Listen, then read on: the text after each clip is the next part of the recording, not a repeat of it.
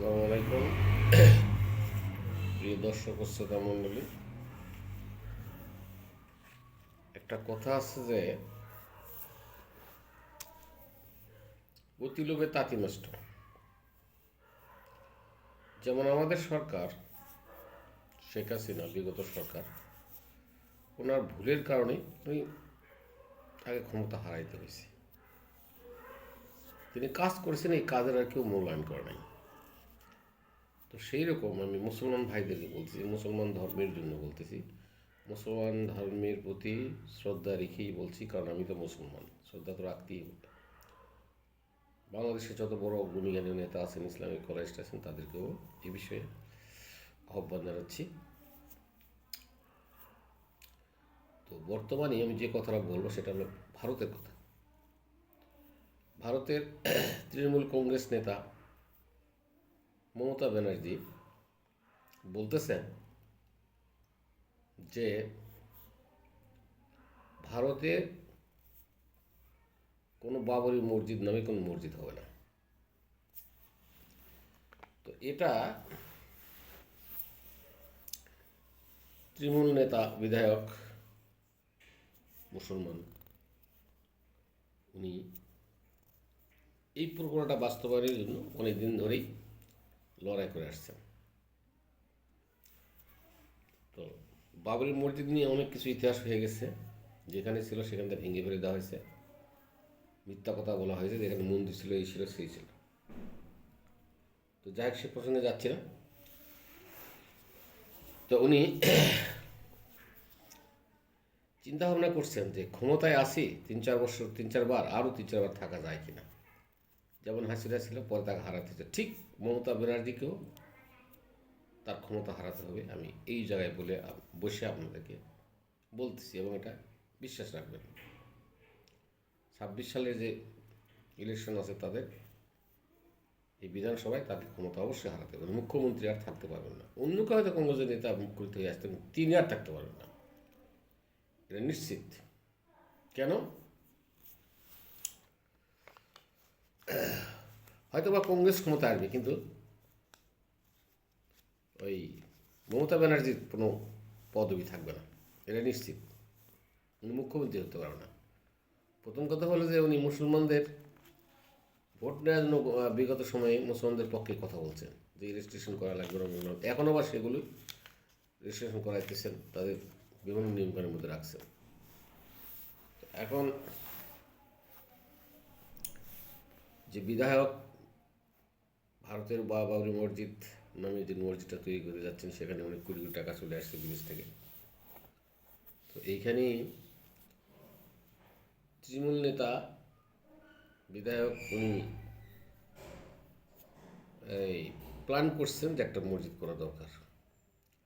কারণ মুসলমান হলো ধর্ম অনুসারী, ধর্মান্ধ, নিজের ধর্মকে যথেষ্ট মূল্যায়ন করে। কারণ দেখেন, আমাদের গ্রামে শহরে এমন কোনো গ্রাম নাই যেখানে মসজিদ নাই, মসজিদের মধ্যে টাইলস পর্যন্ত বসানো, অথচ মাটির ঘর, বেড়ার ঘর ছিল।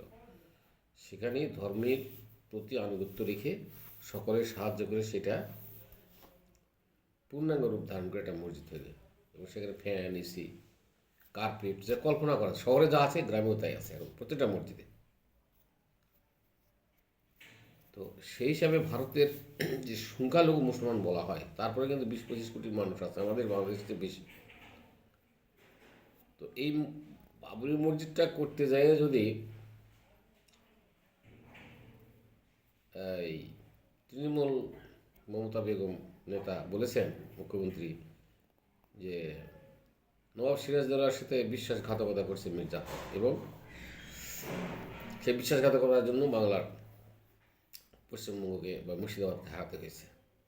এখন উনি ওটাই রেফারেন্স দিচ্ছে ওনার জীবনের সাথে, যে আমি যদি মির্জাফরের মতো চুপ করে থাকি, নওয়াজ সিরাজের মতো চুপ করে থাকি, এবং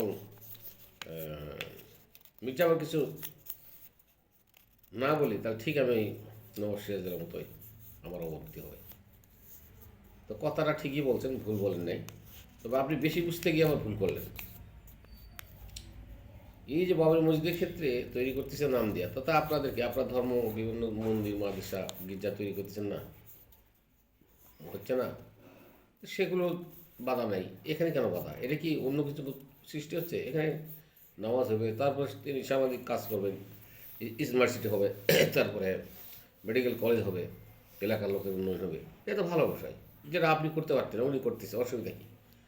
আপনি কেমন ক্ষমতায় থাকতে গেলে আপনি চুপচাপ থাকেন, আপনি ধর্ম ওই মসজিদ নিয়ে মারামারি কিলাকিলি লাগাই দেন না, এতে করে কী হবে মাঝখানতে আপনি তো ক্ষমতা হারাবেন, আপনি ক্ষমতা পাবেন না ইনশাল্লাহ, কিন্তু মানুষ মরে যাবে, সাধারণ মানুষ, গরিব মানুষগুলো আমাদের, এদের পরিবারের জন্য আপনি কী করবেন বলেন? কী করতে পারবেন? আপনি ক্ষমতায় থাকলে কার টাকা দেবেন? জনগণের টাকা দেবেন, রাষ্ট্রের টাকা দেবেন, আপনার টাকা তো আপনি দেবেন না। কখন দেবেন? কোনো নেতাই দেয় না। ভারতে কেন, আপনার বাংলাদেশে কোনো নেতাও দেয় না। এই যে 5ই আগস্টে যে আন্দোলন হলো, এই জন্যই তারা ক্ষমতা দেওয়ার জন্য বিভিন্ন গরিব মানুষের ছেলে মেয়ে, সাধারণ মানুষের বিভিন্ন দেশ থেকে টাকা পয়সা নিয়ে এসে নিজেদের টাকা পয়সা দিয়ে হাসিনাকে পদত্যাগ করতে দেয়, কত লোক প্রাণ হারাইছে। এই টাকাগুলো কি সরি এই টাকাগুলো কি কোনো নেতা দিবে বা দিবেন? আপনি দিবেন? আপনি কখনো দেবেন না। হিন্দু মুসলমান দাঙ্গা যাতে না হয়, আপনি যেন ক্ষমতায় থাকতে পারেন, সেই চিন্তা আপনার করতে হবে। এই জন্য আপনি আরও হিন্দু ভাইদেরকে, মুসলমান ভাইদেরকে বলবেন, ভাই আপনারা মিলেমিশে থাকেন, আমার কর্ম যদি ভালো হয়ে থাকে, আমি যদি ভালো করে থাকি, তাহলে অবশ্যই আমাকে ভোট দেবেন ভাই। আর আমি যদি ভালো করে না থাকি, আপনারা ভোট দেবেন না। কিন্তু এই ভোটে থাকার জন্য, স্বার্থ উদ্ধার করার জন্য লোভে পড়ে যে আপনি মসজিদ ভাঙতে যাবেন, তার মানে আপনি নিশ্চিত ধরলেন যে কোনো মুসলমান আপনাকে, ভারতের মধ্যে কোনো মুসলমান আপনাকে সাপোর্ট করবে না, এবং ভোট তো দিবেই না। এই দিকে আপনি যদি মনে করেন, এবারে কিন্তু আপনি এই যদি এই মসজিদে যদি আপনি হস্তক্ষেপ না করেন, তাও কিন্তু আপনি ভোট অনেক কম পাবেন। আর হস্তক্ষেপ করলে তো কিছুই পাবেন না, এটা বুঝে দাও। হুমায়ুন আহমেদ বা হুমায়ুন কবির যে বলছে, যার কথা হুমায়ুন ভূঁইয়া নাকি, উনি নিশ্চিত উনি পাশ করে যাবে, নাহলে ওরা পাশে যাকে নেতা বাড়াবে সে পাশ করবে, মুসলমান কিন্তু পাশ করে দেবেন। আর একটা কথা আপনাদের ধর্মের লোকেই বলে যাচ্ছে যে মুসলমানের সংখ্যালঘু হিসাবে অনেক বড় বড় পোস্টে মুসলমানদের পোস্ট থাকার কথা, কিন্তু সেখানে তো কাউকে পোস্ট দেন নাই। তাহলে সেটা কী হলো ভাই? অতএব আপনি যদি ক্ষমতায় থাকতে চান, জনগণের যদি ভালোবাসেন, দেশকে যদি ভালোবাসেন, নিরীহ মানুষকে যদি ভালোবাসেন, তাহলে কোনো দাঙ্গা হাঙ্গামার সৃষ্টি করবেন না, কোনো বাধা দেবেন না, সরকারিভাবেও না এবং মৌখিকভাবেও রাজনৈতিকভাবে কোনো হস্তক্ষেপ করেন না, তাতে আপনিও ভালো থাকবেন। না হলে দেখেন হাসিনা কোথায় চলে যেতে, হয়তো হাসিনা দেশ ত্যাগ করতে, হয়তো আপনাকে ত্যাগ করতে পারে, কিন্তু ক্ষমতা আর কমে যতদিন বাঁচতে থাকবেন আর পাবেন না, এটা নিশ্চিত ধরে নেন। আমি ক্ষুদ্র মানুষ আপনাকে বললাম, কারণ সব কিছু শেষ আছে। কংগ্রেস দেখেন, রাজীব গান্ধী, মহাত্মা গান্ধী, ইন্দিরা গান্ধী, বহুদিনের পুরাতন রাজনীতি, তারা কিন্তু আপনার ভারতের স্থান পায়নি কত বছর হলো। এর কারণটা কি?